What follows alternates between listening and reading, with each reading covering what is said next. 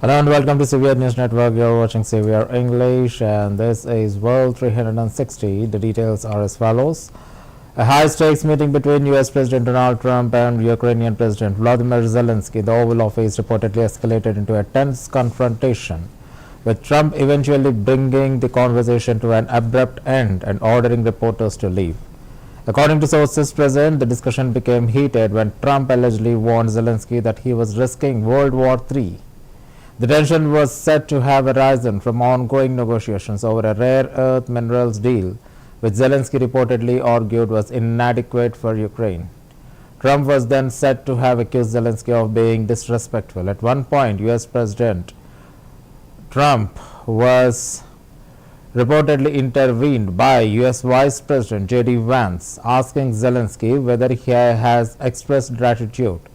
Trump was also reported to have pressed the Ukrainian president on the matter, allegedly stating that he needed to be thankful. As the argument escalated, Trump was said to have issued an ultimatum warning that a deal had to be reached for US support would be withdrawn. Shortly afterward, he reportedly decided to end the meeting, stating that the discussion had gone far enough before instructing for the press to be escorted out. The incident was seen as highlighting the increasingly strained relationship between the two leaders as negotiations over US support for the Ukraine continued. He broke this ceasefire. He killed our people and he didn't exchange prisoners. We signed the exchange of prisoners, but he didn't do it. What kind of diplomacy, JD, you are speaking about? What do you mean? I'm talking about the kind of diplomacy that's going to end the destruction of your country. Yes, but if you Mr. President, with respect, I think it's disrespectful for you to come into the Oval Office and try to litigate this in front of the American media. Right now, you guys are going around and forcing conscripts to the front lines because you have manpower problems. You should be thanking the President for trying to bring an end to this conflict. Have you ever been to Ukraine that you say what problems we have? I have been to. Count one. I've actually watched and seen the stories, and I know what happens is you bring them on a propaganda tour, Mr. President. Do you disagree that you've had problems bringing people into your military? And do you think that it's respectful to come to the Oval Office of the United States of America and attack the administration that is trying to prevent the destruction of your country? A lot of questions. Let's start from the beginning. Sure. First of all, during the war, everybody has problems, even you, but you have nice ocean and don't feel now, but you will feel it in the future. God bless. You don't know that. God bless. God bless. You will not have a war. Don't tell us what we're going to feel. We're trying to solve a problem. Don't tell us what we're going to feel. I'm not telling you. Because you're in no position to dictate that. That's Remember exactly what this. You're in no position to dictate what we're going to feel. We're going to feel very good. You will feel influence. We're going to feel very good and very strong. You will feel influence. You're right now not in a very good position. You've allowed yourself to be in a very bad position, and he happens to be right about it. From the very beginning of the war. You're not in a good position. You don't have the cards right now. With us, you start having cards. I'm not playing cards. Right now, you don't. You're playing cards. Mr. President. You're playing cards. Serious. You're gambling with the lives of millions of people. You're gambling with World War III. You're gambling with World War III. And what you're doing is very disrespectful to the country, this country. That's back to you. Far more than a lot of people said they should have. Have you said thank you once? This entire meeting? No, in this entire meeting, have you said thank you? You went to Pennsylvania and campaigned for the opposition in October. Offer some words of appreciation for the United States of America and the president who's trying to save your country. Please, you think that if you will speak very loudly about the war, you can... He's not speaking loudly. He's not speaking loudly. Your country is in big trouble. Can I answer? Wait a minute. No. You've done a lot of talking. Your country is in big trouble. I know. You're not winning. You're not winning this. You have a damn good chance of coming out okay because of us. Mr. President, we are staying in our country, staying strong from the very beginning of the war. We've been alone, and we are thankful. I said thanks you haven't in been this alone. cabinet. You haven't been alone. In this cabinet. We gave you, through this stupid president, $350 billion. We gave you military equipment, and your men are brave, but they had to use our military. Yes. What about if you didn't have our military equipment, if you didn't have our military equipment, this war would have been over In 2 weeks. In 3 okay? days, I heard it from Putin. In 3 days. This is something Maybe new. less. In 2 weeks. Of course, yes. It's going to be a very hard thing to do business like this, I Again, tell you you. just say thank you. I said a lot of times thank you to American people. Except that there are disagreements, and let's go litigate those disagreements rather than trying to fight it out in the American media when you're wrong. We know that you're wrong. But you see, I think it's good for the American people to see what's going on I over understand, there. sir. I think it's I very understand. important. That's why I kept this going so long. You have to be thankful. You don't have the I'm cards. thankful. You're buried there.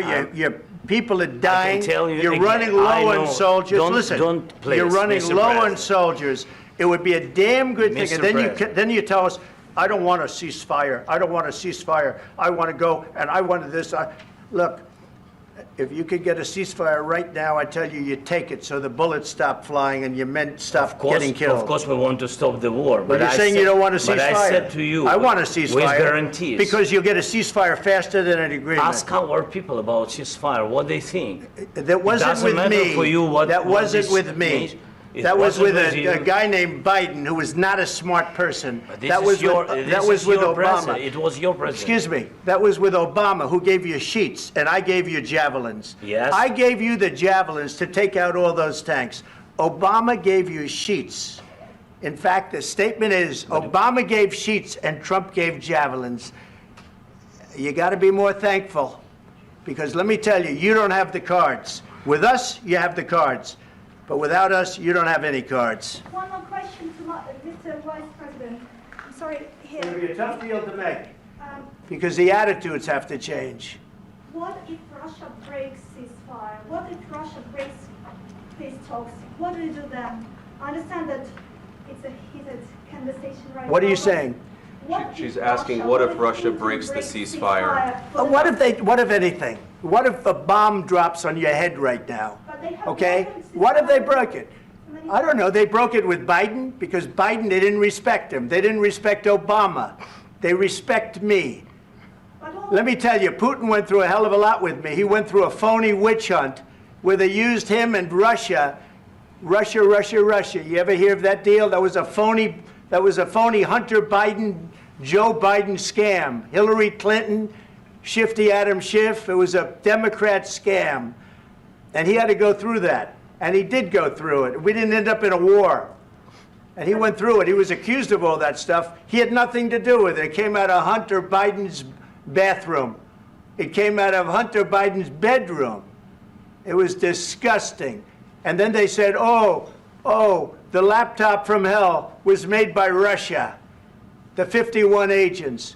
The whole thing was a scam. And he had to put up with that. He was being accused of all that stuff. All I can say is this. He might have broken deals with Obama and Bush, and he might have broken them with Biden. He did, maybe. Maybe he didn't. I don't know what happened. But he didn't break them with me. He wants to make a deal. I don't know if you can make a deal. The problem is, I've empowered you to be a tough guy. And I don't think you'd be a tough guy without the United States. And your people are very brave. But you're either going to make a deal or we're out. And if we're out, you'll fight it out. I don't think it's going to be pretty, but you'll fight it out. But you don't have the cards. But once we sign that deal, you're in a much better position. But you're not acting at all thankful. And that's not a nice thing. I'll be honest, that's not a nice thing. All right, I think we've seen enough. What do you think? Huh? This is going to be great television, I will say that. All right, we'll see what we can do about putting it together. Thank you. Guys, come on, let's go. He broken this ceasefire. He killed our people, and he didn't exchange.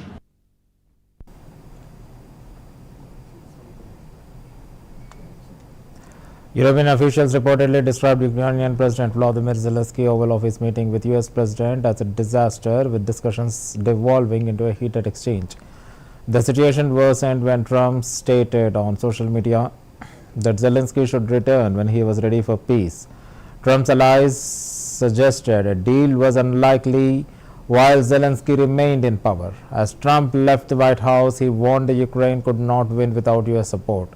The fallout strained US-Ukraine relations, alarming Kiev's European allies, who had urged Trump's against a Russian peace deal on Russian President Vladimir Putin's terms.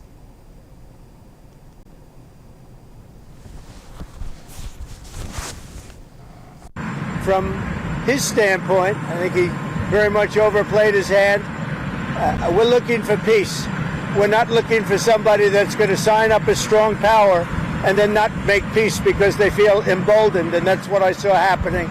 I'm looking for peace. We're not looking to go into a 10-year war and play games. We want peace.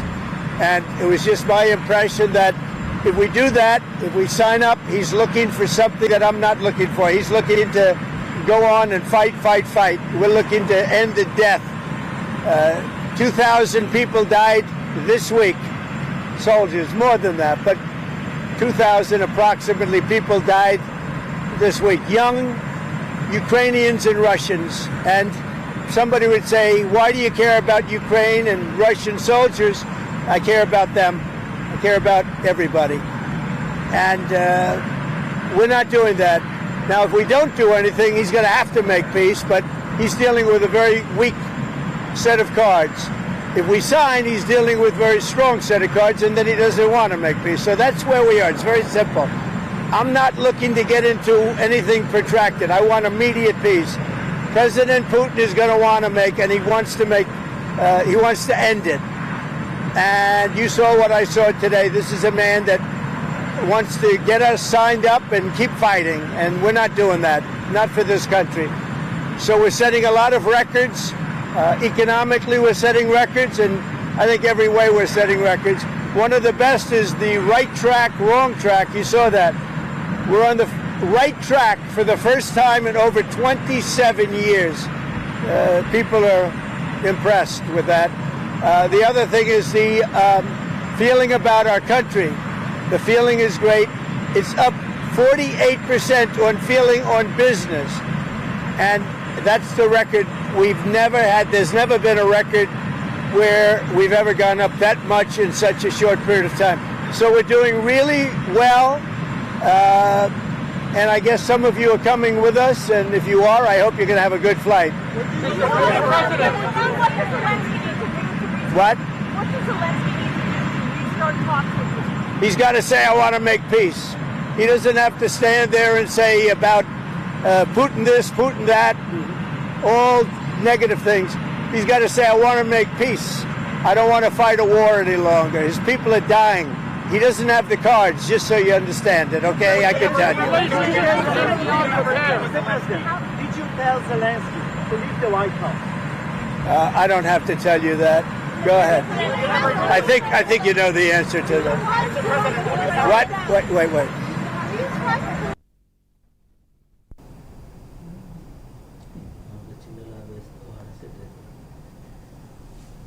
A suicide bomber killed 6 worshippers during Friday prayers at an Islamic seminary in northwestern Pakistan known as a historic training ground for the Afghan Taliban.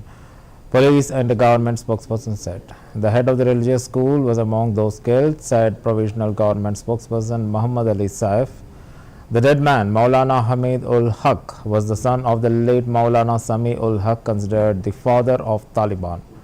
No group immediately claimed the responsibility for the attack. The attacker, wearing an explosive-laden suicide vest, walked up the Haq as he was leaving a mosque on the premises of the Darul Uloom Hakina Seminary. His brother Maulana Abdul Haq told Maulana Hamid ul Haq died on the spot, and around 24 people were injured in the blast.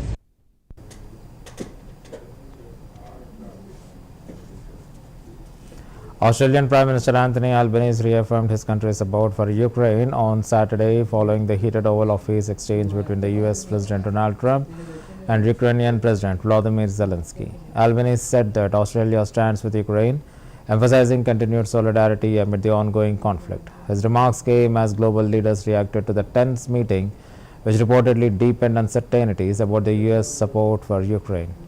Albanese's statement signaled Australia's commitment to backing Ukraine, aligning with its previous pledges of military and humanitarian aid in response to Russia's full-scale invasion.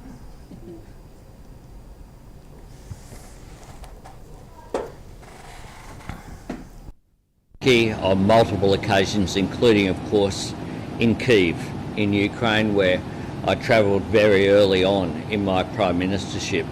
And this year, we've seen that land war in Europe go on for 3 years. The people of Ukraine are fighting not just for their own national sovereignty. They are fighting for the international rule of law. Australia has committed some $1.5 billion to help Ukraine defend itself. More than $1.3 billion of that is military support. We will continue to stand with Ukraine for as long as it takes, because this is the struggle of a democratic nation versus an authoritarian regime led by Vladimir Putin, who clearly has imperialistic designs not just on Ukraine. We stand with Ukraine.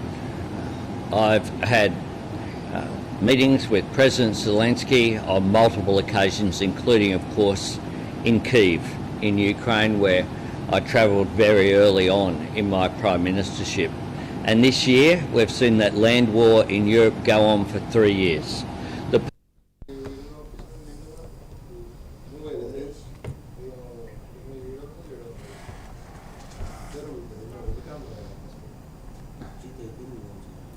Clashes broke out in Athens on Sunday between the police and a group of demonstrators over a train crash in Greece earlier this week that killed at least 57 people. University students and railway workers protested the Syntagma Square in central Athens over the accident, the deadliest in Greece's living memory. The demonstrators hurling objects including petrol bombs at riot police as authorities moved it to contain the unrest. And police responded with volleys of tear gas. Clashes also broke out on Friday between the police and demonstrators.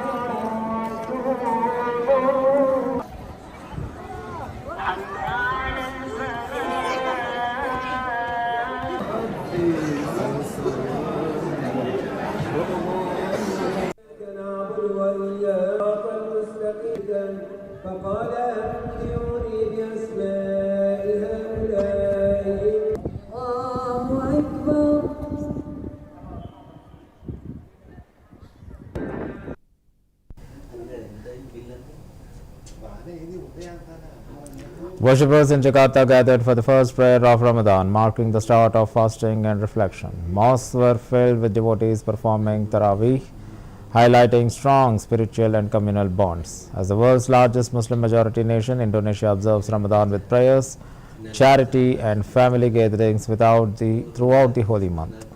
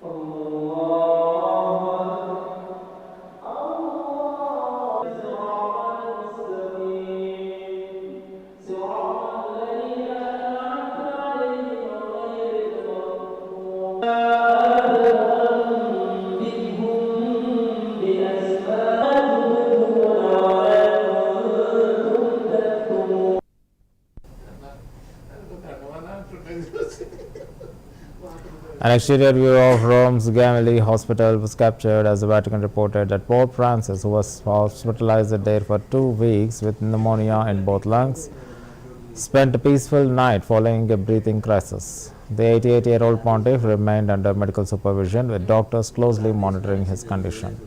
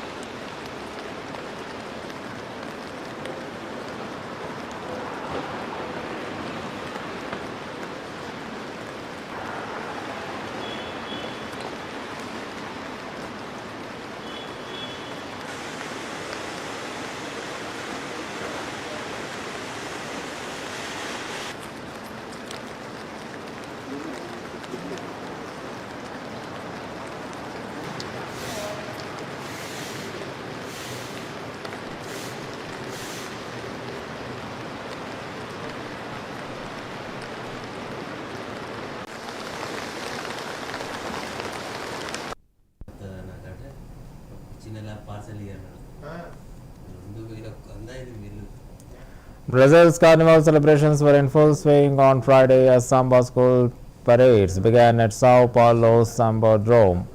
The traditional samba school, Barroca Zona Sul, was among the first to perform, dazzling spectators with vibrant costumes and energetic rhythms. The event marked the start of Brazil's most iconic festival.